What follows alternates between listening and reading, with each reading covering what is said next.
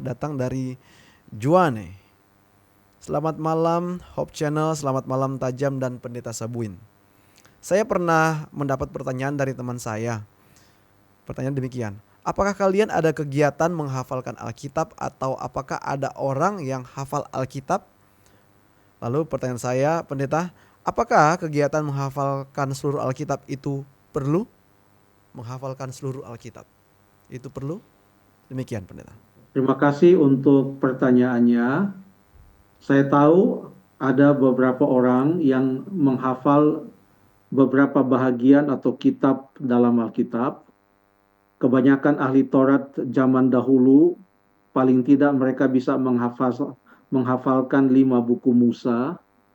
Lalu kemudian kalaupun tidak menghafalkan, banyak orang yang mengetahui cerita Alkitab, isi Alkitab mulai dari Kejadian. Kalau dibilang kitab Kejadian, apa isinya? Mereka bisa terangkan. Pasal 1 tentang ini, pasal 2 tentang ini, dilanjutkan dengan ini. Lalu kemudian akhir dari kitab Kejadian adalah tentang bagaimana Yusuf yang memaafkan saudara-saudaranya. Disambung dengan kitab Keluaran, disambung dengan kitab Imam. Ada yang mengetahui dengan cara demikian sekalipun tidak menghafal kata per kata. Bagaimana firman Tuhan ini ditekankan dalam rumah tangga orang Israel setelah mereka keluar dari Mesir.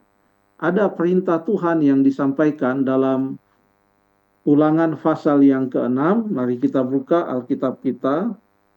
Ulangan pasal yang ke-6.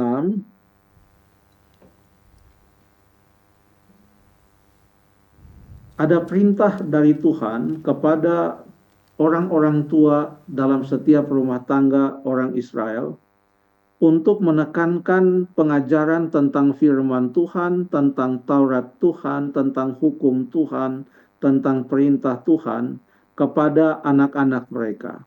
Kita baca ayat yang ke-7. Ulangan 6 ayat yang ke-7.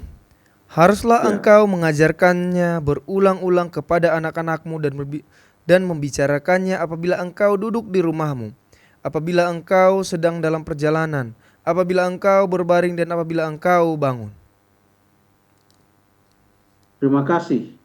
Mengajarkan berulang-ulang kepada anak-anakmu.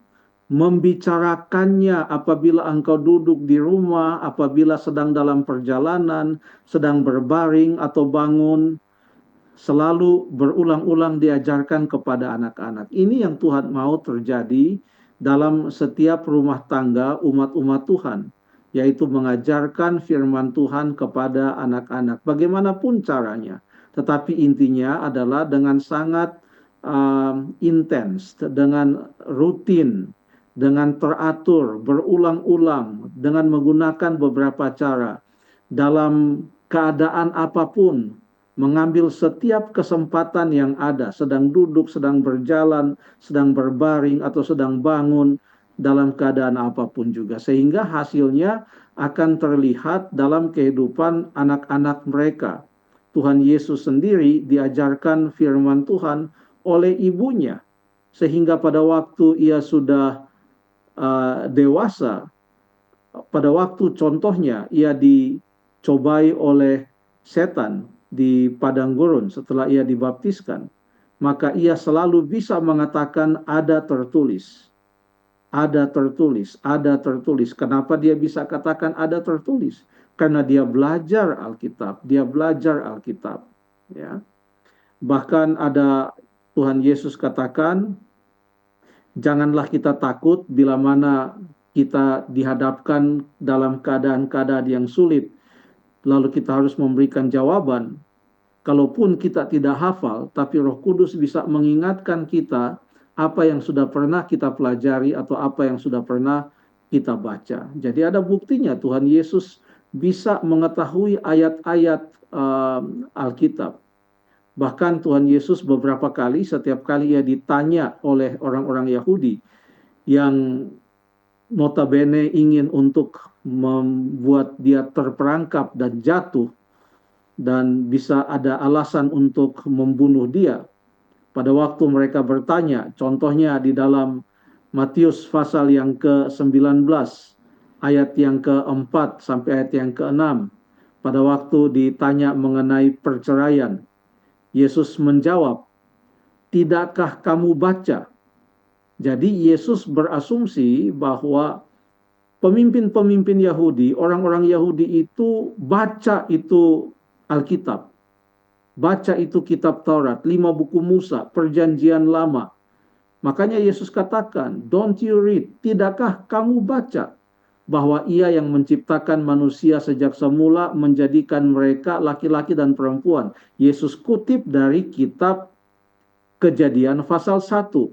Lalu kemudian dia lanjutkan, "Dan firman-Nya, sebab itu laki-laki akan meninggalkan ayah dan ibunya dan bersatu dengan istrinya, sehingga keduanya itu menjadi satu daging." Apakah pada waktu Yesus menyebutkan ini, dia bawa itu gulungan kitab, lalu dia cari-cari di mana, lalu dia buka? Tidak.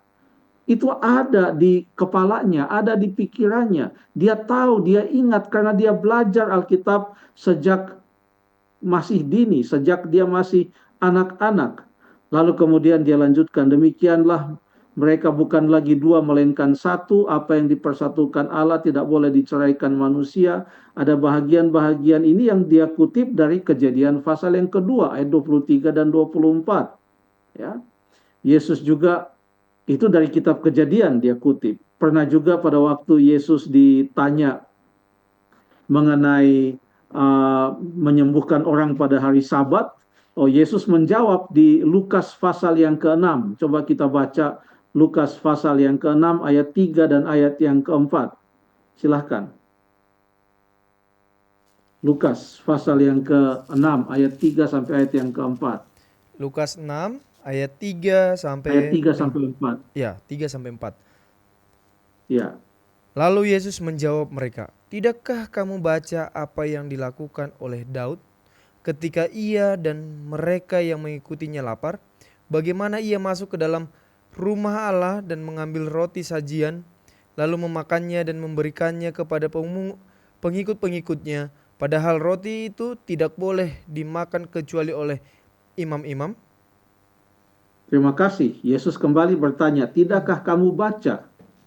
Dia tidak bertanya, "Tidakkah kamu hafal? Tidakkah kamu ingat?" Sebab memang yang ditekankan adalah membaca itu setiap hari. Contohnya, kenapa ditekankan mempelajari dan membaca itu setiap hari? Kita buka di dalam Kisah pasal yang ke-17 ayat yang ke-11. Kisah pasal 17 ayat yang ke-11. Kisah 17 ayatnya yang ke-11. Orang-orang Yahudi di Ya. kota itu lebih baik hatinya daripada orang-orang Yahudi di Tesalonika, karena mereka menerima firman itu dengan segala kerelaan hati, dan setiap hari mereka menyelidiki kitab suci untuk mengetahui apakah semuanya itu benar demikian.